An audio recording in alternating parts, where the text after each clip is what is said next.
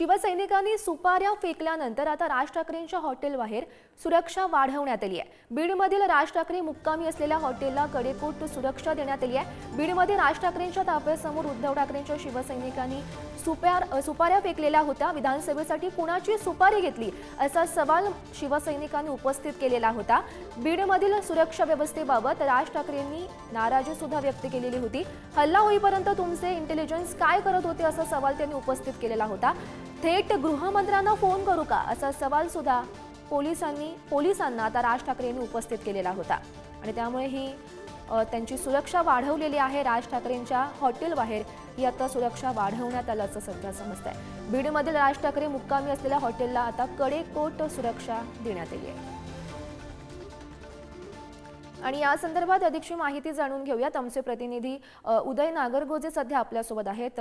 उदय, महत्त्वाची बातमी आपण पाहतोय, राज ठाकरेंच्या हॉटेल बाहेर आता सुरक्षा वाढवण्यात आल्याचं समजतंय। सध्याचं काय वातावरण आहे त्या ठिकाणचं?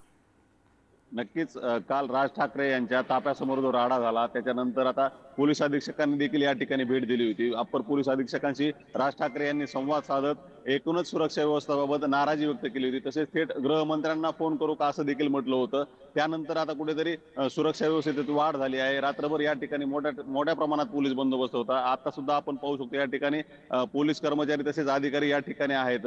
एकंदरीतच राज ठाकरे यांच्या गाडीच्या ताफ्यासमोर जो सुपारी फेकीचा प्रकार झालाय त्यानंतर या ठिकाणी गोंधळ उडाला होता। काही काळ तणावाचं वातावरण देखील निर्माण झालं होतं। राज ठाकरे मराठवाड्याच्या दौऱ्यावर असतानापासून ठिकठिकाणी त्यांना विरोध होताना दिसत आहे, ठिकठिकाणी घोषणाबाजी होताना दिसत आहे। अशा परिस्थितीत पोलिसांनी या ठिकाणी मोठा बंदोबस्त ठेवणं अपेक्षित होतं। तसेच त्यांची जी इंटेलिजन्स आहे ते सुद्धा सक्रिय असणं गरजेचं होतं, परंतु तसं कुठं झालेलं नाही। अचानक शिवसैनिक या ठिकाणी आले आणि त्यांनी सुपाऱ्या या ठिकाणी फेकल्या होत्या।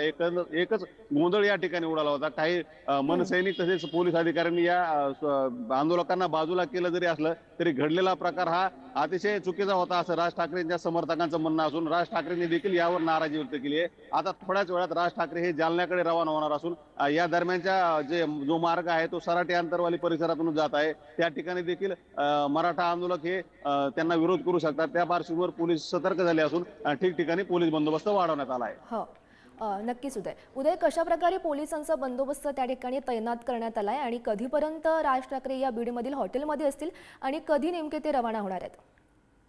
नक्कीच साधारणतः 7:30 वाजता ते या ठिकाणाहून जातील असे अपेक्षित होते, परंतु आता 8 वाजून गेले तरी अद्याप ते हॉटेलच्या बाहेर आलेले नाहीत। या ठिकाणी मनसैनिक मोठ्या संख्येने आहेत, तसेच पोलीस बंदोबस्त देखील आहे। रात्रीपासून पोलीस या बाहेरच्या भागात तसेच हॉटेलच्या आतील भागात देखील थांबलेले असून आता राज ठाकरे हे एक 15 ते 20 मिनिटात या ठिकाणाहून जालन्याकडे रवाना होतील असे सूत्रांनी सांगितलंय। बरं, नक्कीच उदय, या सर्व घडामोडींवर असेच लक्ष ठेवून राहा। तुर्तास धन्यवाद दिलेल्या या सविस्तर माहितीसाठी।